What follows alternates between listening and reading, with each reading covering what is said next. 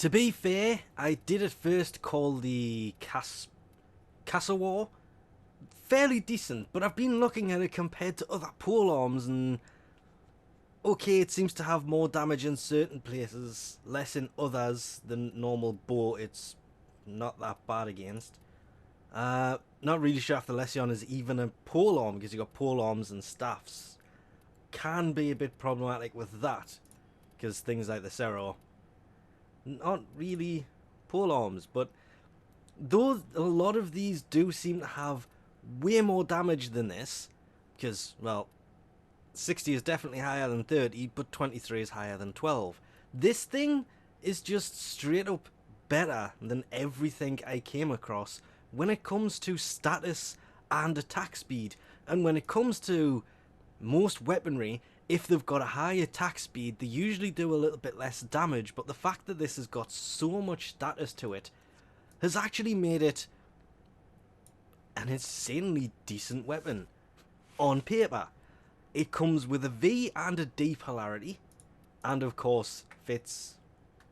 Oh, it had to be, didn't it? Shimmering Blight as the stance for it. That's a bit of a shame, actually. But considering this is a Mastery Rank 5 weapon, to be fair, coming with 2 polarities on it, that's what gives this thing a great start in life. That and the attack speed, this thing has promise.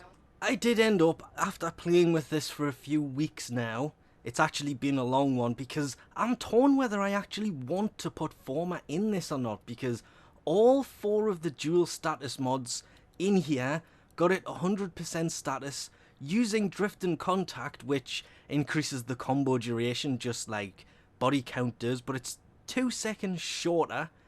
Bit of a downgrade, but it adds that little bit extra status, so this becomes a 100% status weapon, and it uses the D polarity, and because it's at 100% status, Condition Overload, yeah, it's kind of a no-brainer on that one.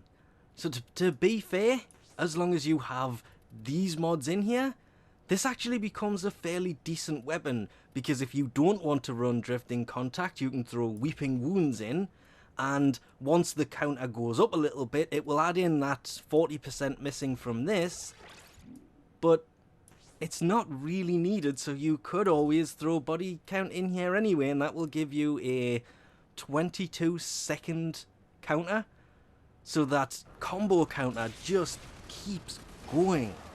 Despite it being a pretty decent status based weapon, and for a polearm, the 1.17 attack speed kind of really is its saving feature, because it does a total of 70 damage. 44 or 45% of that is based on slash, so it's cast as a slash based weapon. Puncture is its next lowest, and impact is its actual lowest, making it classified as a low impact weapon, which makes it less effective against shields, but it's still not that bad. It has a pretty decent attack range. What would you call it? It's a long range melee weapon. It's not a throwable one, it just has a slightly longer range than some of the other ones, which again makes it a pretty decent melee weapon. And then we get onto the 6% crit chance. It is a 6% crit chance melee weapon, and it has a multiplier of 1.4. Yeah, that is where this weapon started to fall quickly, which was a real shame, because to be fair, it takes 1 Forma and 150 Oxium, as well as I think it's 5,700 salvage, 1,000 Rabido, and I think it's 20,000 credits as 12-hour build. Not that expensive build-wise.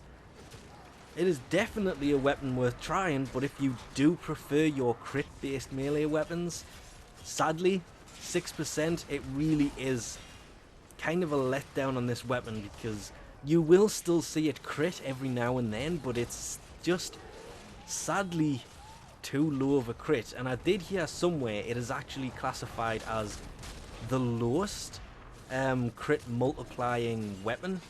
I would have said it's the lowest crit chance melee weapon with 6%, but I don't think I've ever actually seen a melee weapon with, or any weapon with a 1.4 times multiplier. I'm probably wrong on that. It does seem a little bit low. I think it might have just been easier if the crit chance and crit multiplier didn't exist on this weapon. Then it would be solely status. You wouldn't think about crit, and it would be a pretty decent weapon because it has that 6%. It just falls over, and sadly you will find yourself equipping something else to do higher level missions, because despite the fact that it's pretty decent on the status, the crit does come into play a lot. So it's a hurdle it wasn't able to jump over, which was a shame, because this thing with a long range and a pretty decent attack speed, even without attack speed mods in it, 1.17 is a nice attack speed. It is sadly just one of those weapons that will be forgotten about until maybe they'll do something with it in the future. I really doubt they'll change anything about this. I think it's just one of those weapons that looks amazing, works really good on low to mid level stuff, but for the higher end stuff, you're definitely going to want to take something else. Anyway, we'll leave this off here for now. Thanks for watching, and I'll catch yous next time.